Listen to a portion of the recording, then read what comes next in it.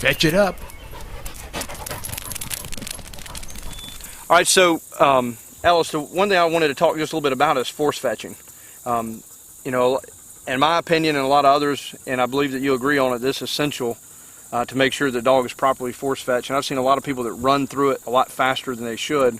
What's your opinion on force? And, you know, we saw Chipper, I mean, when you say hold, he's holding on it, even with your hand on it, pulling on it, he's holding tight. Yeah. I mean, what do you do to get that?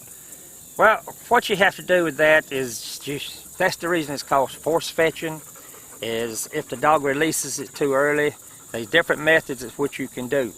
You can pinch the ear, and if he turns it loose too quick, pinch that ear and make him pick it back up.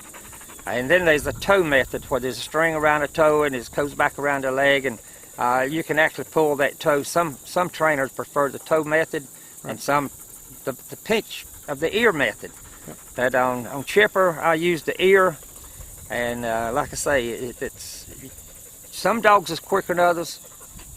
It depends on the dog. Right. So some dogs will learn to force fetching in a hurry because they say, "Hey man, I better do this. I want to get out of this misery." Right. It's not necessary misery. You know, you just enforce it. When you enforce it, that's the reason it's called force fetching. And if you don't force fetch one and get a good solid force fetch on them, put them back in competition too quick, it's going to come back to haunt you. Right.